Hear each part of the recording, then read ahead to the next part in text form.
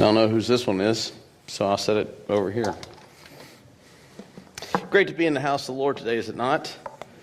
Bear with me, I have the allergies. At least I'm praying they're allergies and nothing more. But to augment that, though, I did drink a Monster and had a chocolate donut and a regular donut. So I should be able to do this hour-long sermon in about 30 minutes. We'll see. We'll see. Exodus chapter 31. Wait a second, weren't we in 23 last week? Yeah, I know. We just kind of sped time up for a little bit. Exodus chapter 31. The sections between 23 and following are the prescription of the things for the tabernacle. And that still leaves me some meat left on the bone if I wanted to go back to another study in Exodus. And to it, I wanted to stay with the theme of last week's sermon.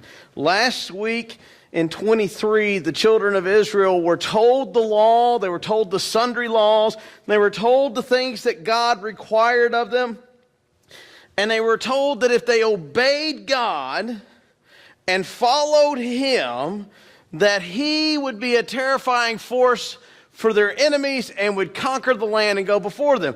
But if they refused, He would not suffer them long. And their response was, well, we'll obey. Actually, they said, we agree to do this. And then the last response is, we agree to do this, and we will obey. And so now we're going to jump forward to 31, where it talks about the Sabbath right before they go and violate everything they said they would do. And the reason why is Moses is making the point that of all the 10 commandments to honor, the Sabbath is of crucial importance because it is a barometer. You will know whether or not you have another God before you and how you observe the Sabbath. You will know whether or not that you have a false idol if you don't observe the Sabbath. You love your neighbor, want to kill your neighbor. It's all wrapped up in how one observes, because it's this barometer that we have. Because if you're not spiritually healthy enough to attend the Sabbath, you're not spiritually healthy enough to follow any of the others. So let's pick up here in 31. 31, verse 12 and following. And the Lord said to Moses, you are to speak to the people of Israel and say, above all, you shall keep my Sabbaths. For this is a sign between me and you and throughout your generations, that you may know that I, the Lord, sanctify you. You shall keep the Sabbath because it is holy for you. Everyone who profanes it shall be put to death. I don't think he's kidding here. Whoever does any work on it, that soul shall be cut off from amongst his people. 6 days you shall work, or shall work be done, but on the seventh day is the Sabbath of solemn rest. Solemn rest, holy to the Lord. Whoever does any work on the Sabbath shall be put to death. Therefore the people of Israel shall keep the Sabbath, observing the Sabbath throughout their generations as a covenant forever. For it is a sign between me and the people of Israel that 6 days the Lord made the heaven and earth, and the 7th day is rest. He rested and refreshed. You will honor the Sabbath. So the question is, how do you honor the Sabbath? Is the Sabbath day... I don't know what you're thinking. There's some of you going, but we don't worship on Saturday. Got it. Tracking. So is the New Testament writers too. And they have an answer for you. How do you honor the Sabbath? Notice the phraseology that appeared repeatedly in there, that it's a sanctified day. It's a holy day for you, and it's a holy day for the Lord. This holy day means set apart. Holy means set apart. It is set apart for you and is set apart for the Lord. So how do you honor the Sabbath? Is there any distinction between your Sabbath day and your Friday? Is the day today any more unique or special than tomorrow? Or do you do or plan to do after you leave here the very things that you would do on Monday? participate in the same activities on Monday. See, he gives a requirement. He says 6 days. You get 6 days to work, 1 day's mine. See, what happens is, as a culture, when we begin to devalue a thing, our children will hold it in absolute contempt. And so how we treat the Sabbath today will affect the next generation who will not honor it at all. It's evident when you see, at one time we used to have blue laws, right? At one time, school systems didn't do any activities on the weekends or on Wednesdays. It's because of the cultural understanding of you don't do anything on Sunday or Wednesdays because people are at church. Nowadays, we have people doing things all the time. You're saying, but we don't worship on Saturday. I'm glad you asked that question.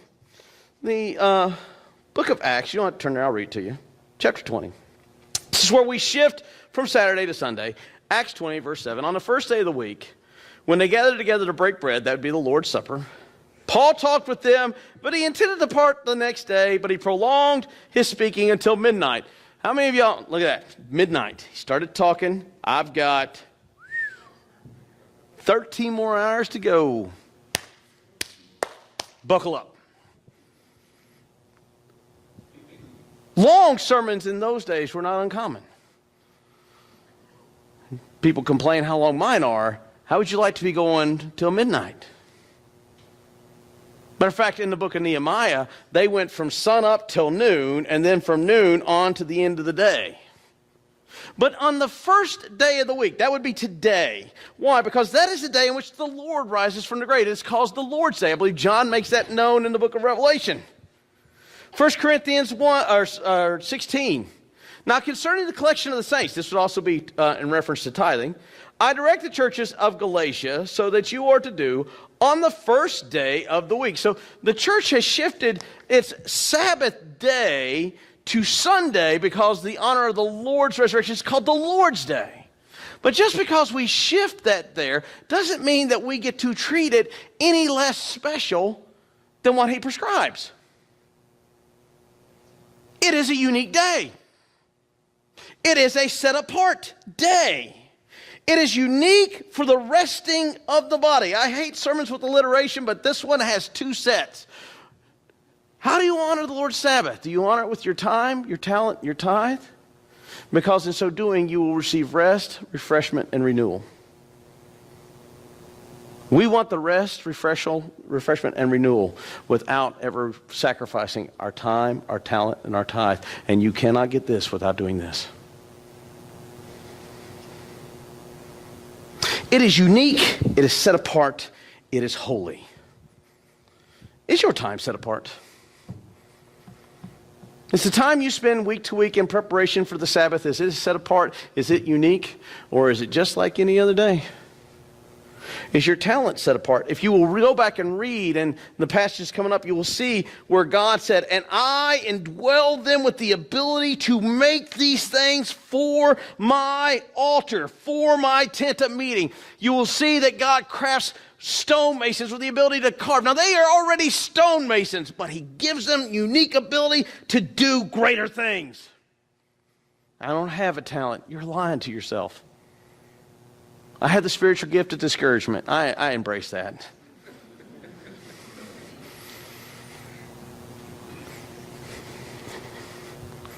Do you honor the Lord with your tithe? Is that set apart? Is that holy? How you observe the Sabbath is going to determine how you live your life. Well, how do I go about? What would I do? How do I go about honoring the Lord on the Sabbath? I think Hebrews chapter 10 really kind of helps us understand why the Sabbath is important, why it's important to do this. You look at Hebrews chapter 10, verse 23. I'll read it to you. Let us hold fast to the confession of our hope without wavering. For he who promised is faithful. This will be a reference to Jesus Christ. Let us consider how to stir one another up to love and good works. This doesn't happen in a vacuum, and it doesn't happen from your living room. You actually have to be together for this to occur. Not neglecting the meeting together, that would be what we are doing, which is the habit of some, but encouraging one another all the more as you see the day is drawing near. The author of Hebrews is making the point that the day in which the Lord's return is drawing near, and what happens is because it has been 2 millennia since that's been written, we believe that it is a far off time. And the fact of the matter is, it is an almost certain occurrence, and we should live our life with the confident expectation that he could return. But since we don't hold these things important. We don't hold the confidence and the confession of the Lord who saved us in such a way that when we go about our week, we take time to figure out how to love and encourage one another, and we forsake the gathering together of the body. The primary purpose of the church, folks, is not for people to come, get saved, and walk an aisle. That is very Charles Finian. That comes about in the 1800s. For millennia, the purpose of the church was to train and equip you to go out into that neighborhood and to make disciples, period. Now, if they come into the church, they hear the message of the Lord, as Wesley does, and their heart is strangely warm, great, that is icing on the cake. But that is not the primary function of the church. The primary function of the church is to build disciples. The word disciple necessitates already that one is a convert. Matthew 28, Great Commission. Go and make what? Converts or disciples? Disciples. It is in the gathering together of the body that you are refreshed, renewed, and find rest. How does that happen? Well, it requires your time, your talent, and your tithe. You can't have one without the other. So let me ask you, in your time, how do you prep for the Sabbath? Because in the ancient Near Eastern world, in the early church, in the Reformed era, they prepped for the Sabbath. Well, when does that preparation begin? The minute you leave here today is when you begin prepping for the following Sunday. I preach through the Bible. I preach through chapter to chapter. And this morning, while we were in chapter 23 and now we're in 31, it's a big jump, but for most weeks, you know that after I get done with 31, next week we'll be in 32.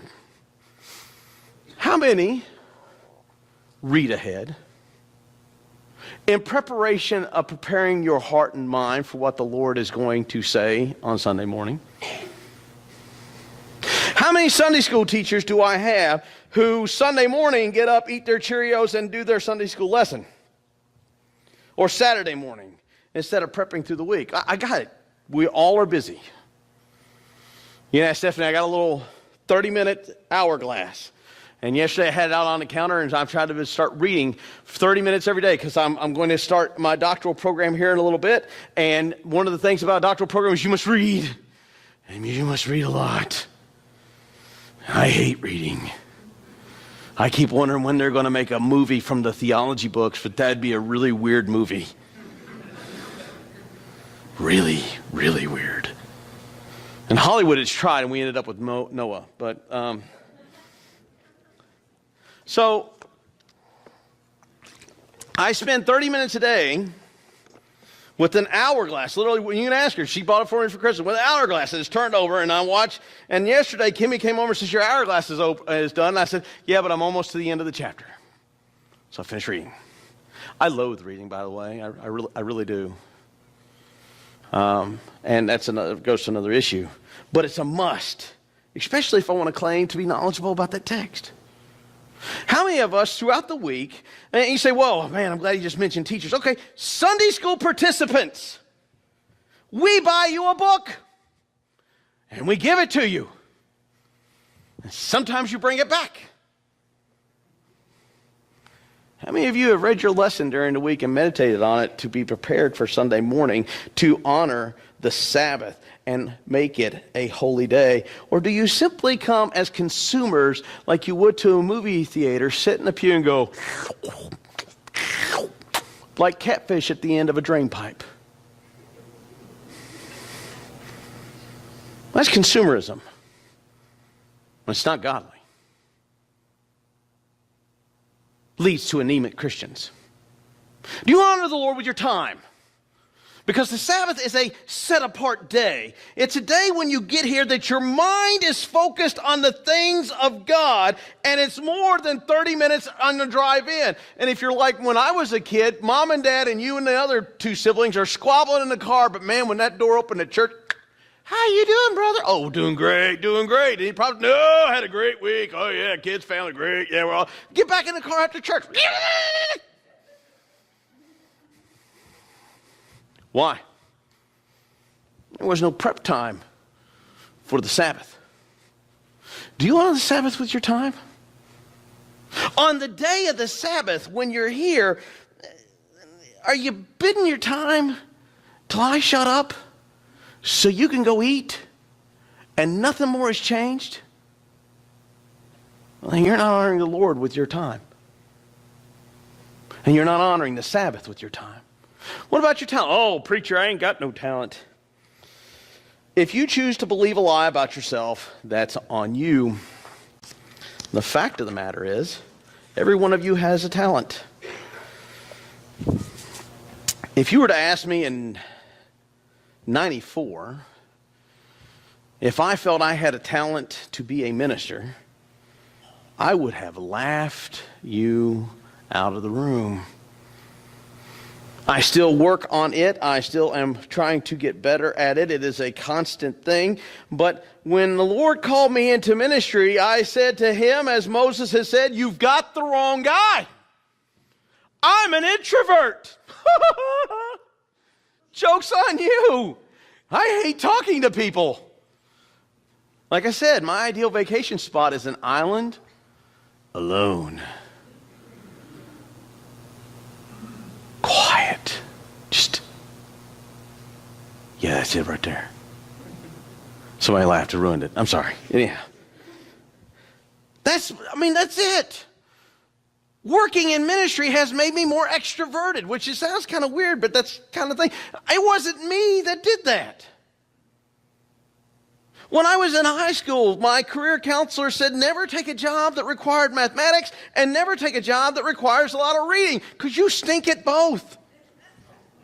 I was a machinist for 10 years doing advanced trig and geometry. I don't know how I did it.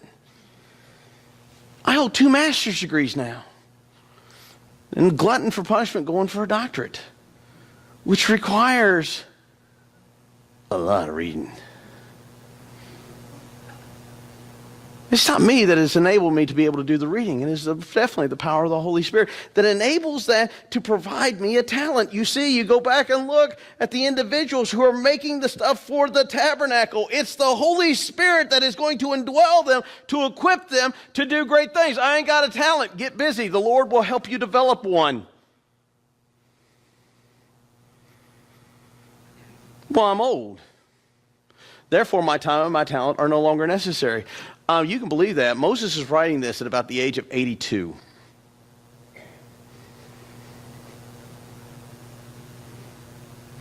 Do you honor the Lord with your time and your talent? You have been indwelled with specific gifts and abilities, and you choose to hold them back from the service of the Lord. We should not have to beg you to help out in Awana Children's Church or Sunday School. There are other people here observing somebody else's Sabbath rest because you are too lazy to properly utilize your time and your talent. I can't believe you called me lazy. Throw a rock in a pack of dogs, the one that yelped, the one that got hit. There are people that are observing somebody else's Sabbath, and that is ungodly.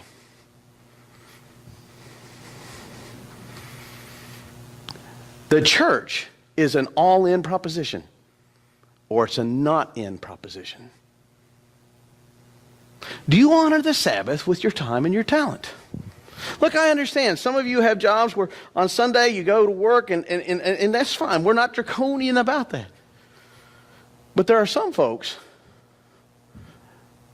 that would rather be at the lake than here, that would rather be doing something else than here, that would rather be watching football than here, that would rather be doing this than here. Then you are neither honoring God with your time or your talent. And you are certainly not keeping the Sabbath set apart and holy.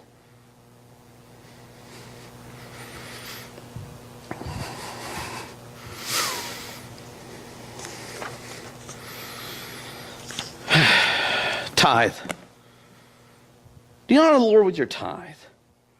See, the Sabbath is also means by which the tithe comes in. You see this here in 1 Corinthians chapter 16, that at the first of the week they were to collect the money. And a lot of times people like to go to this example. Well, in the first century, they didn't talk about 10%. You're right, because in the first century, it was a 100% proposition. They sold it all and gave to the church. How many of you would like that 10% back now?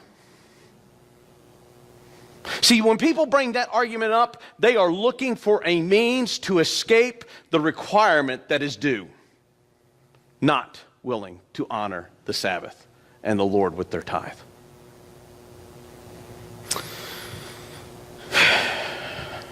Commitment Sunday, we had a church, we had folks come, and they committed more funding for the church this year than last year. Let me give you the reality. We were about $6,000 off last year at this time per month. And we have not had a shift in population. What does that mean? Same number of people, less number of givers. Some folks have put money on that piece of paper because they felt embarrassed not to put a number down. Well, here's the thing, folks. You have obligated yourself to the number you put down. Some of you have intended to do well, tithe, and went to do well, but then things happen and you had to pay for bills. I understand that. And then there are other folks that like to use their tithe as leverage or as a vote. And since they don't like the way things go, well, they're going to withhold their tithe. None of those are godly. Matter of fact, every one of those are a repugnant answer before the Lord. Hophni and Phinehas are destroyed. The text in 1 Samuel is clear. It says, I desire to murder these men because they stole from the Lord. That's on you. Does not affect me. If you wish to incur that upon yourself, rock on. Enjoy the harvest of that. You say, well, Ashley, what about that? Well, I'm glad you asked. The tithe is a requirement. It's not an option. It's not an optional thing. It's not a, well, if I have the ability to. It's a requirement. It is the firsts of your labor, not the scraps of your labor. Proverbs chapter 3, we use this for Commitment Sunday. And a lot of times when we start in 9, we see it as a suggestion. Honor the Lord with your wealth, as you can honor the Lord or you cannot. Well, you got to go back up to verse 1 and see that it's not an option. Proverbs 3:1, my son, do not forget my teaching, but let your heart keep my commandments. So this section is commandments. For length of days and life and peace will be added to you. Honor the Lord with your wealth. It's not a suggestion. It is not, well, if I get around to it, Lord, you'll get a cut. It is a command. And it is an obligation. And it is a requirement. And many of you are inviting punishment upon you for not doing so. With your first fruits and all you produce, so your barns will be filled and plenty. We love 10, but we don't want to do 9. Leviticus 27 and Deuteronomy 14, we're going to look at those just for a minute. Every tithe of the land, whether seed or land or fruit or the tree, is the Lord's. Haggai makes it clear that the gold and silver is the Lord's, not yours. The gold is mine, the silver is mine. Your bank account is mine. We like to think it's ours or the government's, but it's the Lord's. And to withhold that, whether you are trying to vote with your tithe, or you promised to donate money and you decided not to, or that you fell on hard times and you will not honor the Lord with that, is theft from God. You readjust your lifestyle so you honor your obligation. Well, I don't like that. Didn't ask you what you liked. I'd like to eat all that I want, but as you can tell, sometimes it makes me grow a third chin. Deuteronomy 14, you shall tithe all the yield of your seed. Sounds very similar. From the field year by year, and before the Lord God, in the place that he will choose, you make his name dwell there, and you shall eat the tithe and grain, and the wine and the oil, and the firstborn of your herd, and the flock, that you may learn to fear the Lord. Tithing is an aspect of fearing the Lord, which is an aspect of keeping things holy, which is an aspect of honoring the Sabbath. And one of the important things about this, you say, well, you don't understand. You don't understand. This is how I've been raised. This is how we've always done it. I don't want to fulfill this. It's fine. The book of Haggai makes it very clear what happens when we withhold the things from God. In the book of Haggai, the story was that they began to build themselves nicer homes than the house of the Lord. The house of the Lord was in absolute ruins, and the only thing that was there was the altar, and it was uncovered. And Haggai tells the people God tells the people through the prophet Haggai that many of you look for food and cannot find it. You look for wine, but there is none. You take your gold and put it into a purse with holes. Translation, the Lord is taking from you. He gets his tithe. He gets his honor. He gets his worship. Voluntarily or involuntarily. Do you honor the Lord with your time? Is your mind's focus week to week, day to day, about coming here to worship the one true God? Or is it about everything else other than the week? You show up for an hour going, and then you go and eat and wonder what that noise was I was making during the entire sermon. Is your talent something that is held captive by the things of God and you utilize to the glories and the furtherance of the kingdom? Or do you simply use the cop-out excuse, I don't have a talent? Folks, please stop lying to yourself and to the Lord. Do you honor the Lord with your tithe? Or do you view it as something that you get around to, as the scraps left over? Last week I made the mention. The first century church would never buy a brand new TV, put it in their house, and give the old TV to the church. The first century church would buy a new TV, put it in the church, and keep the old TV. That's the doctrine of first fruits. They understood that. See, a lot of times when we come to tithing, we bring scraps to the Lord. And then go, that'll hold you. So are you honoring the Lord with your tithe? Matthew 23:23. Woe to you, scribes and Pharisees, hypocrites! For you tithe mint, dill, cumin, and neglect the weightier matters of the law, justice, and mercy, and faithfulness. You tithe out of show, but you do not follow the things of God. These you ought to have done without neglecting the other. You blind guides, you strain at a gnat, and you swallow a camel. Luke 11:42. But woe to you, Pharisees, for you tithe mint, rue, and every herb, and neglect justice and the love of God. These you ought to have done without neglecting the others. Woe to you, Pharisees, for you love the best seats in the synagogues, greetings in the marketplaces. Woe to you, for you are like an unmarked grave, and people walk over them without knowing it. Oh, we like our pews. We like our place of prominence. But we don't want to honor the Lord with our talents and our time and our tithe. And the text calls us hypocrites. Now, why is this tied to rest, refreshment, and renewal? When you are honoring the Lord and doing the things with the Lord, and you are going about the things in a right and proper manner of worship, rest simply is not the cessation of work. That's tied to it. But there's also the rest that comes in the peace of being in the center of God's will. There are some people that are so busy within our church, they have yet to experience rest from all the activities, because they go from job to work at church, and no one there is willing to lend an extra hand. And they are burning themselves out in a bright, shiny ball. Well, everyone else goes, glad I'm not called for that task.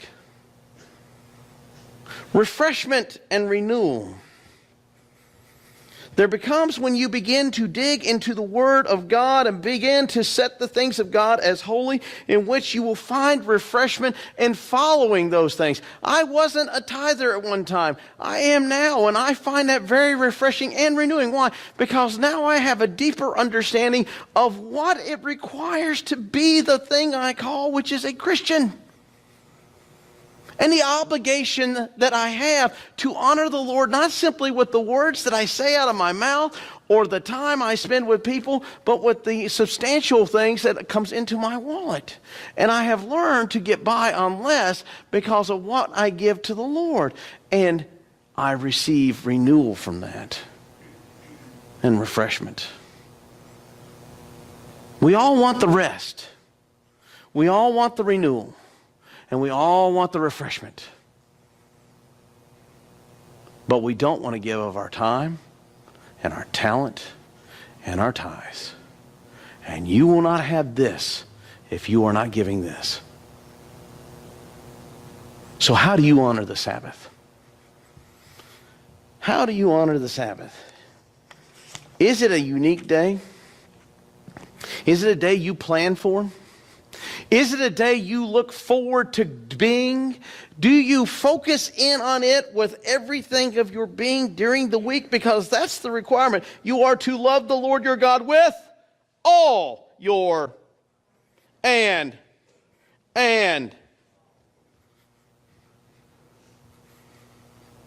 Is the Lord's Sabbath unique? Is it set apart? Is it holy? Or when the world looks at you, do they wonder when your holy day is? Can they tell a distinct change in you by the day you're at? Or do you treat one day as the same? And folks, I'm going to tell you right now, what you hold in contempt right now, the next generation will hold in absolute disdain. What are you teaching? Are you honoring the Lord with your time, your talent, and your tithe? You're here today, and you've listened to this sermon and say, you know what, Brother Ashley? I haven't honored the Lord with every fiber of my being. It'd be a great opportunity for you to sit where you're at, or as the praise band comes and you sing, stand and sing, that you take a moment where you are. Take stock and measure of the importance of the Sabbath in your life. Is it a distinct day that is holy and set apart, or is it just another day in the week? Maybe somebody here that says, you know what, this is my first time attending here, and I don't fully understand all that you're saying, but I feel a desire to come and know more about this God. I have my microphone turned off. I'll be right here. We'll sit and talk about the wonderful grace of our loving God and Father.